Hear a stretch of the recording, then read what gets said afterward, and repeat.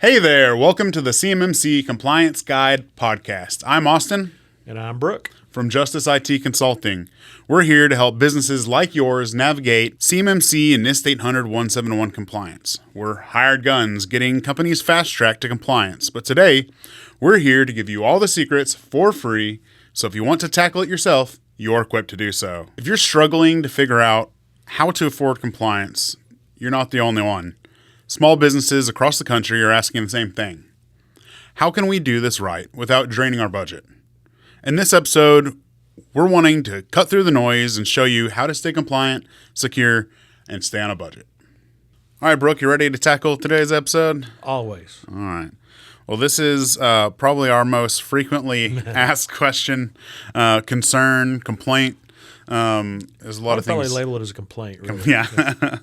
Sometimes it's a question that it's concealed as a question, but it's actually a complaint. Yeah, Exactly. I'm going to tackle why CMMC or compliance to the NIST 800-171 standard is so expensive, even for small businesses that try and follow the rules exactly.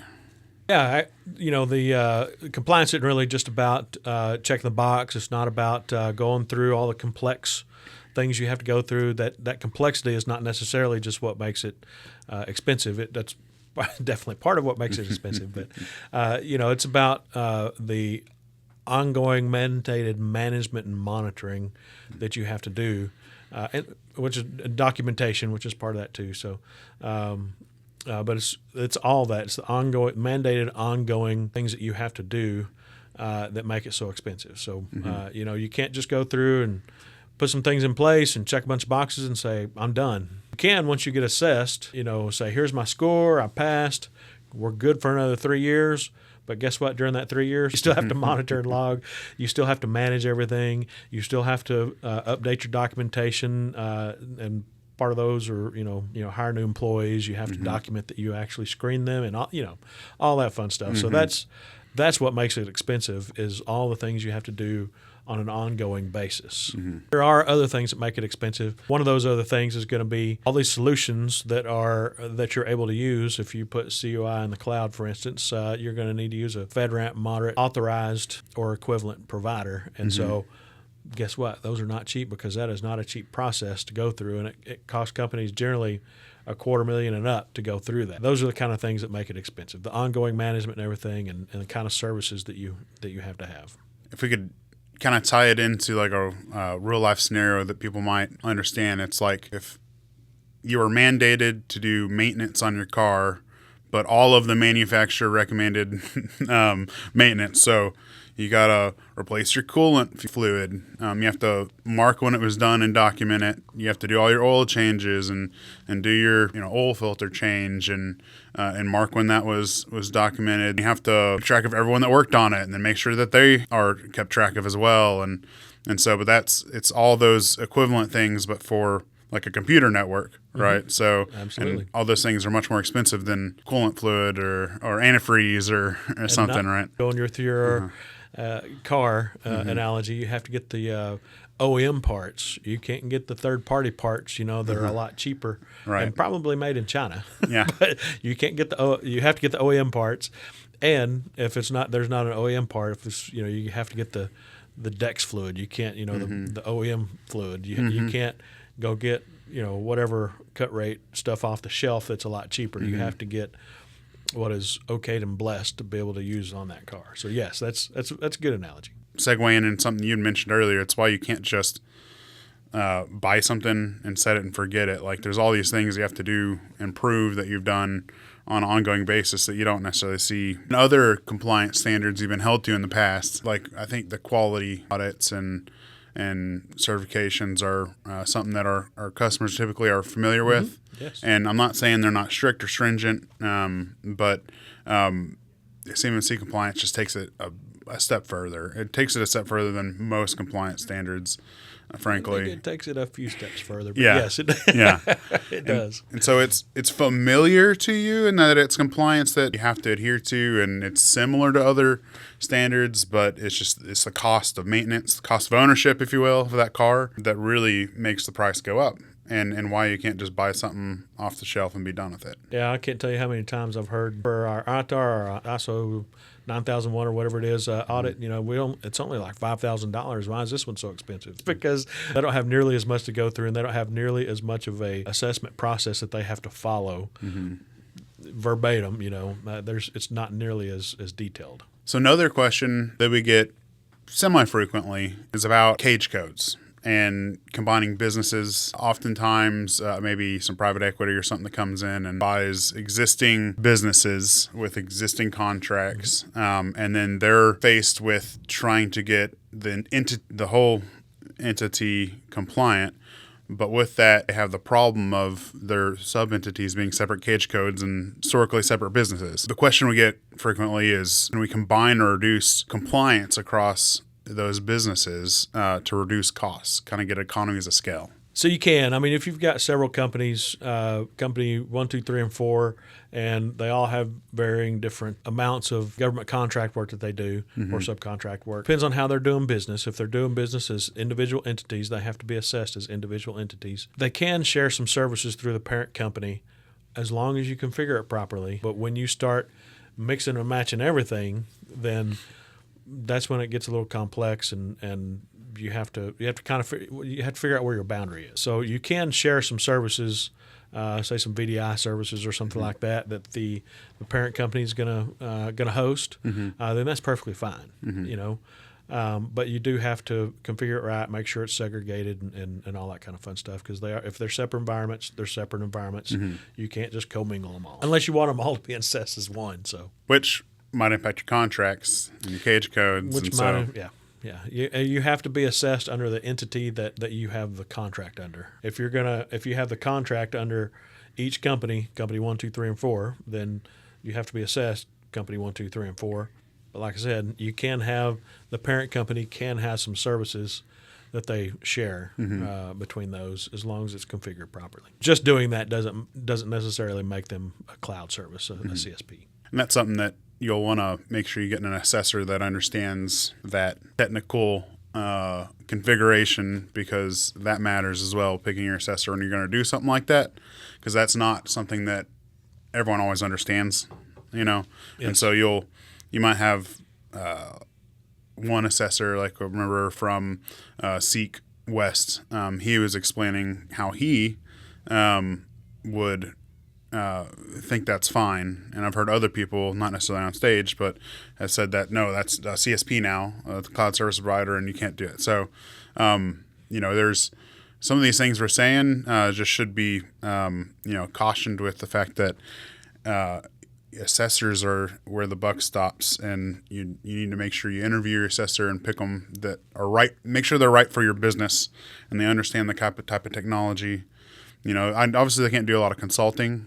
No, they can't. But they can answer questions. Right. How they go about assessments and all that kind of fun stuff, and what their experience is. So things you might want to ask is, like, if you're a machine shop, have you certified machine shops before? Make sure they understand the business type. Like us, we're called an MSP, and so when we're interviewing our assessor, one of the things that assessors options, one of the things that we've asked is, have you done MSPs before? Because it's quite different. 99.999% of them say no. Right. Yeah. So, because you just don't want to hitch your wagon to someone who's just not going to do any favors. Not that they should shortcut or not hold you to the standards, but they need to be able to understand what they're assessing. Absolutely. Yeah. So something we've addressed in the past is that the NIST standard, NIST 800-171, is kind of written start from scratch, a network. And so especially if we're working with a customer or a potential customer that is pretty read in and spent a lot of time in their view, unfortunately, kind of dissecting and trying to understand this compliance, They ask, is it just easier to start with a new network from scratch and go that route, just build everything from the ground up to make it compliant, and then just kind of put people in that compliant network fresh, or can you use your existing computer network that you have 30 years of technical drawings and cobwebs and who knows what else in there, and can you make that compliant Which is smarter to do? You do both, or is there, what would you should suggest, and how would you approach that?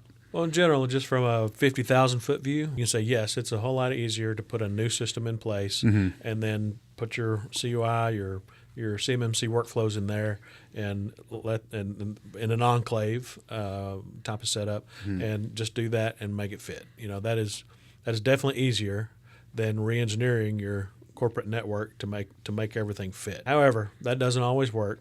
And you also have to worry about your CUI that you already have on your systems. Really what you need to do is you need to do a gaps analysis, do a CUI data flow diagram, figure out where all your CUI comes from, where it goes, figure out what's currently happening, right? And like we said before, make sure you bring in people talk to that are actually performing the jobs, because you may think they're doing it one way and they may say, well, this is the way we do it. And you're like, oh, really? I didn't realize that. You don't want to create a workflow or be based on a workflow that's inaccurate. Once you understand how everything's currently working and what kind of data you have, and you have a gaps analysis to know where you are and where you need to go, then you can look and say, is it smart and it usually is, but in some manner, it's always smart to redo that data flow diagram and say, all right, this is where we want it to go. And maybe it's not a complete new Enclave. Maybe you're making your current network work for this. A lot of time, if you can make an Enclave work, an Enclave really is the way to go. That's really hard for a lot of people to wrap their minds around. It's hard for people to wrap their minds around the fact that I'm going to have to change my workflow. It's better to do that. It's cleaner to do that. So the answer is yes, it's better to start from scratch, but you need to do your research, your gaps analysis and data flow diagram and everything, and figure out where you are and where you need to be and how you can work, how you're able to work. One thing that we see a lot is that enclaves are a little, they're great in theory, and that should probably be a goal whenever you're starting to design something. Is like, well, can we, put this in its own little segmented, walled off garden and keep all our COI there, especially in smaller manufacturing environments. We find it typically pretty hard to do. Really why I'm bringing that up is just to say that you had mentioned doing the gaps analysis first. It's really hard to address compliance without really seeing where you're at and really putting some effort into that. I think we've talked about it before, but people just want to download a SSP template and then implement it, or get a quote from somebody and then just buy compliance. And it just doesn't work that way. And you should really start with a gaps analysis, some sort of diagnostic, as to figure out where the heck you are. And truth be told is whatever preconceived notions you have is probably wrong, especially when you bring those people in, unless you're just Superman and you run your own business and know every single part of it, which I don't think there's a lot of those out there. You probably have someone doing some function, for you, and spoiler alert, that they're probably not doing the job the way that you thought they were, not that they're doing it wrong, but that they have some workflow that they're doing to get their job done on a daily basis that really affects your COI and your compliance. If you buy something off the shelf and just buy compliance, you won't know that necessarily until the assessor comes in, and then you get failed. One of the things that us as an IT services provider, or a MSP, managed services provider, one of the things that we do to really understand an environment, we do some sort of gaps assessment, some sort of assessment to figure out what all really is there, because every single time that you say, just simple stuff, how many computers do you have? How many servers do you have? What kind of cloud services do you have? And they'll tell you, and it's not their fault. I'm not saying they're dumb or misleading or anything, but they're always wrong. They're always there's something they're missing. They've got more computers than they think they do. They've got they forgot about the CAD workstations that they have, or they forgot. Of course, I don't know how you could forget about that, but there's always something in that environment that they didn't take into consideration, and they.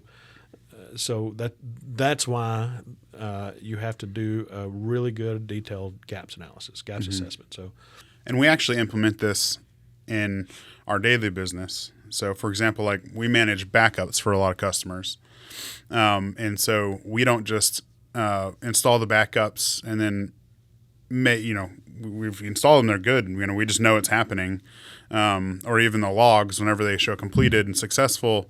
We don't just go, cool, we're set. even though we have all that technology, and we do have some pretty cool technology will go in and test it automatically for us. It just doesn't require any human effort.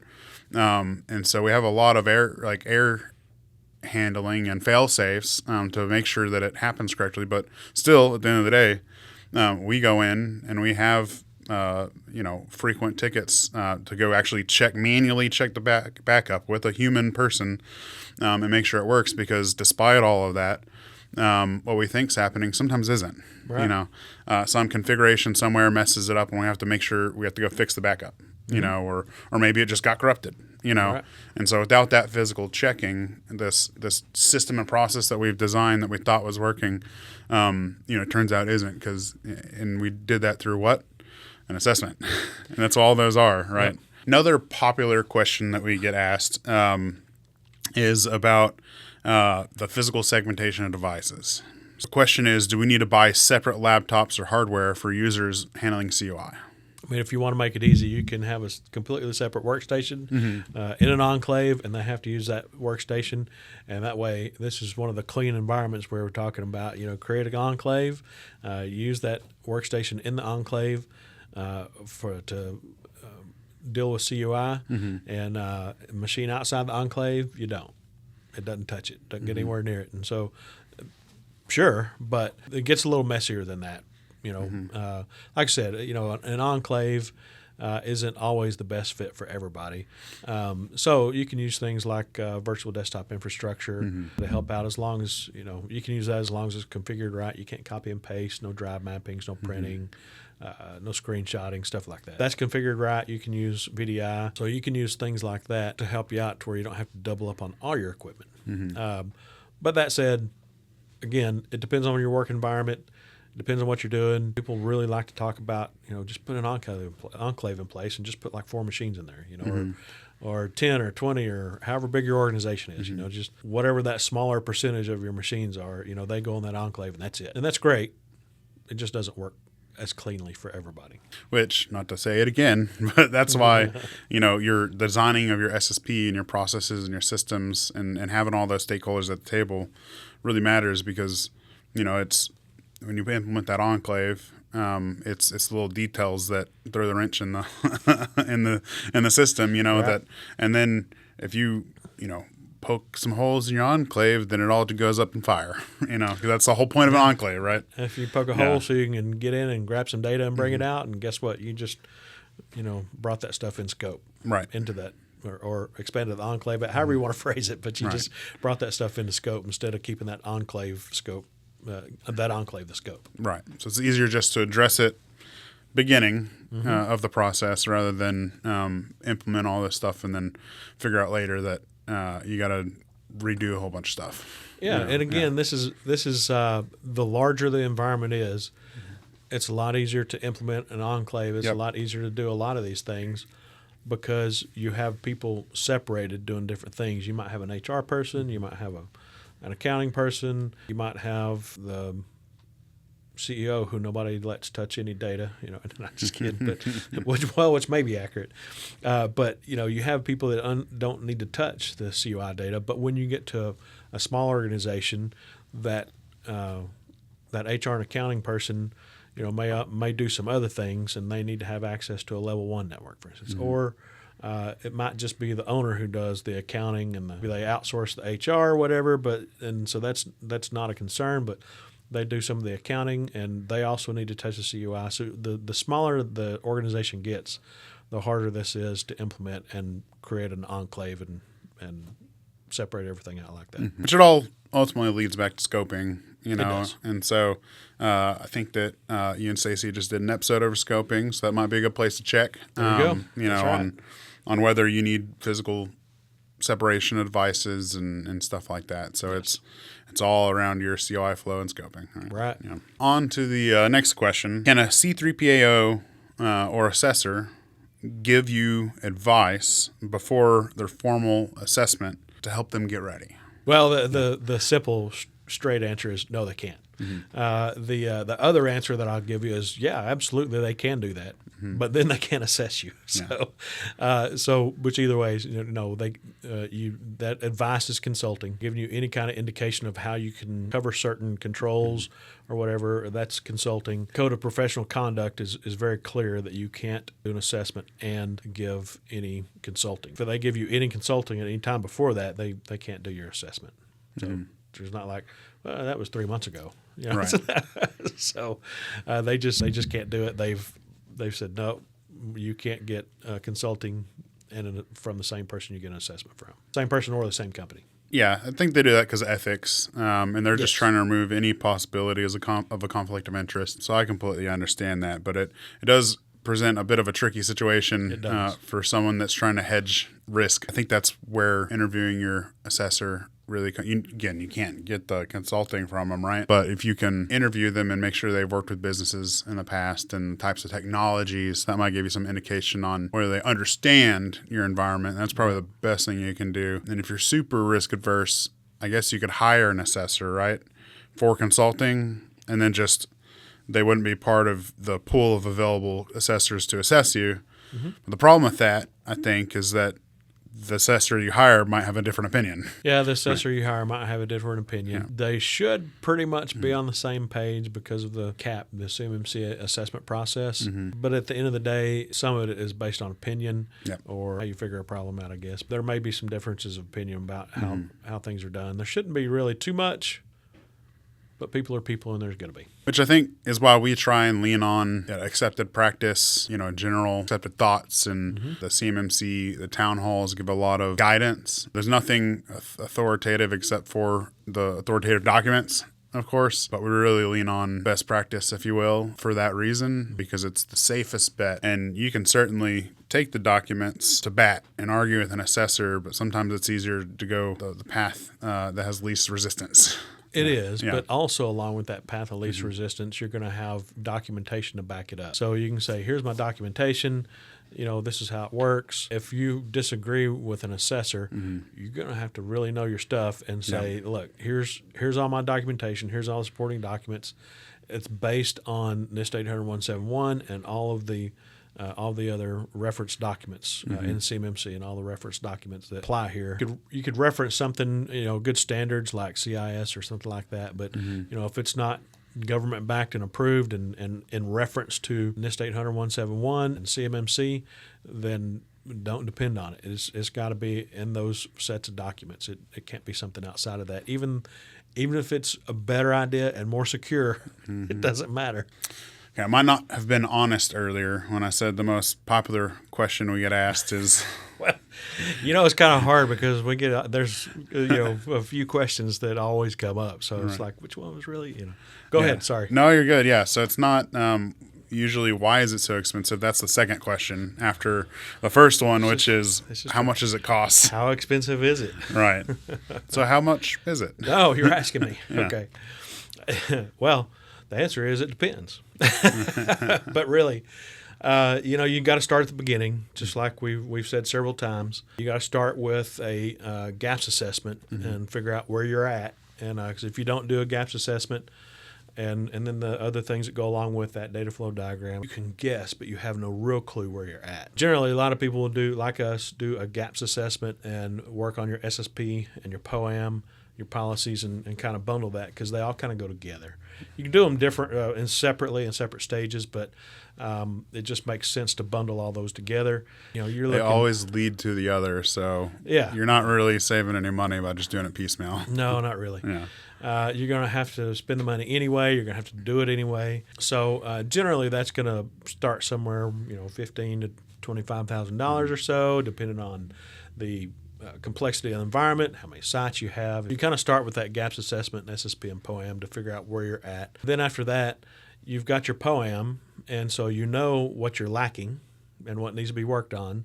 And so from that POAM, you can group those assessment objects or those controls or whatever. You can group those into different projects and figure out what those projects are. If you need to, of course, you can figure out however your data flow diagram looks now, what you want it to look like, and you can kind of design your environment and come up with projects. It really depends. Those could be 40,000, they could be 100,000, they could be less, more, they're all over the place. So it really just depends on what you've come up with on a POAM to have to do. It also depends on, scope, how you've scoped it. Are you restricting yourself to an enclave, or are you able to do that?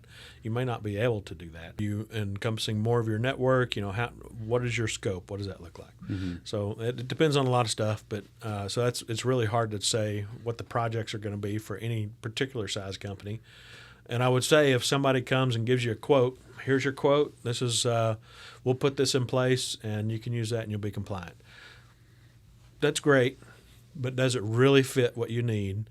And is it really going to accomplish everything? Is there going to be any, you're liable for any of the data spillage, any of the CUI leakage, I guess, I should say. So is it really going to fit? Is it really going to work for you? So you got to take that into consideration. Then there comes the ongoing, after you've got everything implemented, or actually probably during that time, you've got ongoing management costs. And it is a more complex environment. You have to have somebody internal to manage all that, or bring somebody on board to help with that, or bring somebody on board to do that. One of those three options. It has to be managed. We talked about that a little earlier. That's part of that's how this is all built out. It's ongoing management of the system that you create. The cost for the ongoing management, I'd like to tell you how much it would cost, but that's a big secret.